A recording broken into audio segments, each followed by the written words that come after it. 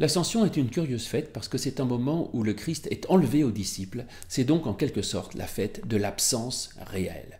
Et ça, c'est très bon de s'en préoccuper parce que on a beau dire qu'il faut que Dieu soit tout le temps présent dans nos vies, il arrive à chacun des moments où on est comme les disciples, avec l'impression qu'on est tout seul, que Dieu est dans son ciel et que nous sommes sur la terre.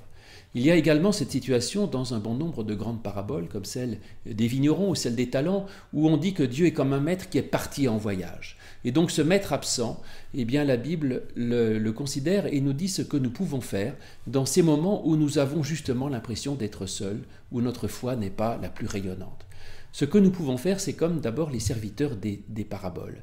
Agir pour Dieu, s'occuper de ses affaires, travailler à son royaume, c'est-à-dire travailler dans ce monde à l'avancement de la fraternité, de la justice et de la paix, et c'est déjà pas mal. Jésus dit aussi que quand le Fils de l'homme sera enlevé, les disciples devront jeûner. Le jeûne, c'est la pratique, et ça aussi, c'est quelque chose que l'on peut faire quand on n'a pas une foi extraordinaire. On peut lire la Bible, on peut aller au culte, et on peut même prier. Il n'y a pas besoin d'être un très grand mystique pour faire tout cela. Au contraire, c'est une manière de chercher et de quêter Dieu. Et enfin, l'Évangile dit à tous ceux qui attendent cette présence de l'époux qui est le Christ, il leur dit « veillez et priez ». Veiller, c'est-à-dire non pas vivre comme si Dieu était absent et ne devait jamais être là, mais même s'il nous semble être absent pour le moment, vivre en sachant que notre vie est orientée vers sa présence et que c'est un but, ce vers quoi nous nous dirigeons, qui donne sens à sa vie. Et c'est donc, on peut vivre dans l'absence de Dieu avec cette présence surplombante d'une réalité que l'on ne connaît pas très bien et qui donne sens à toute chose. Et donc nous pouvons agir, mais il faut néanmoins toujours penser à cette présence attendue de Dieu qui donne sens, sinon on risque de tomber dans le découragement, dans l'abandon ou alors dans l'angoisse.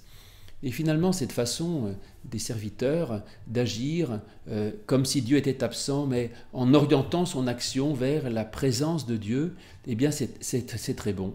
Parce que peut-être même que cette ascension permet aux disciples justement de s'autonomiser. Il n'est pas bon certainement d'être sans arrêt dans l'obsession de la présence de Dieu. Il n'est pas bon peut-être aussi d'avoir un Dieu qui prendrait trop de place dans notre vie. Si Dieu sait tout, si Dieu fait tout, alors nous n'avons plus rien à faire et nous n'avons plus de place. Mais Dieu n'a pas la prétention à être tout pour que nous soyons rien. Il faut justement que dans notre vie, il y ait une place pour Dieu et une place pour l'action. Et donc l'ascension, c'est la délicatesse de ce Dieu qui laisse de la place pour nous responsabiliser.